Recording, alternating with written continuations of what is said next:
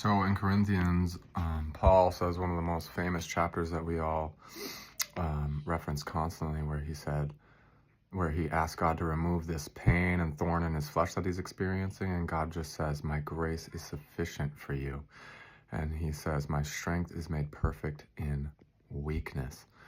And he says, "Therefore I have learned to be content in whatever state I'm in, and to glory in infirmities." And so throughout my life, I've had little angles of meaning be assigned to that so I could understand it for different situations. But now I'm just understanding it more than ever. Because what happens is, let's say you're having a struggle or a problem or a pain, you start looking at what you think needs to happen. And you start thinking about how it needs to change and it's not good enough as it is. But you'll learn that that struggle is actually where that pain was coming from in the first place. You were looking at what you lacked. And so in a pre-cursed world or in a post-covenant world with Jesus, that is like the opposite of reality. You're actually disagreeing with truth when you start to look at everything around you and say, "Oh, this is not enough." And you're looking at my pain, you're saying, "I can't handle this. This is not what it's supposed to be," and all this stuff. And you realize that you're just making it worse. So you have to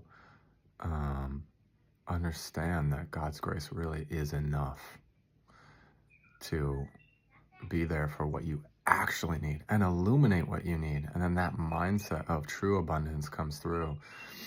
And you realize that godliness with contentment is great gain. You have the true gain. And then God comes in and actually heals you because you can hear his voice. You're not thinking from a place of fear. And that true love, his perfect love, casts out fear because you believe him and understand what he's saying to you about your true freedom and love. And you stop being scared about every little thing around you. You stop being scared of witchcraft and scared of people in the world doing bad things, or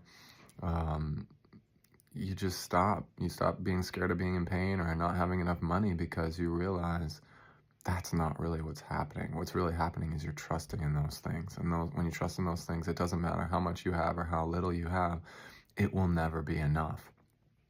So it's the same with humans. If you're trusting in a person, not in God, that person will never be enough. Let's say you're seeking validation from a friendship or a partner. The more you do that, and you'll find that they might even give it to you. And the more they give it to you, the less satisfying it is. And so you'll start seeking it elsewhere if you're not seeking it in God. So when you just attach to his abundance and presence, you can actually be comfortable in the present because you're not afraid anymore, and his love casts out fear. So just be blessed, walk in that humility, and God will exalt you in due time. Even pride is a trust in your own self, right? And that's never enough. So it caused that pain. And that's what we started with here. Paul, he said, "Lest I be exalted in pride for the abundance of his revelation." So he was getting abundance. But what happened was he started looking at himself and how great he was. And then he experienced that he wasn't enough, that only God's grace was enough. And that God's strength could come through when he realized that he couldn't provide those things, and that the more he tried to, life would actually come against him and beat him up and beat him down, right? It said that messenger of Satan was buffeting him. That means beating him down.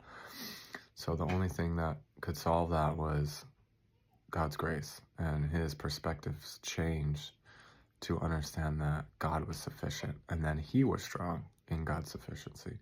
So go and do likewise. Like, subscribe, comment. Tell me what you think. All right, be blessed in Jesus' name.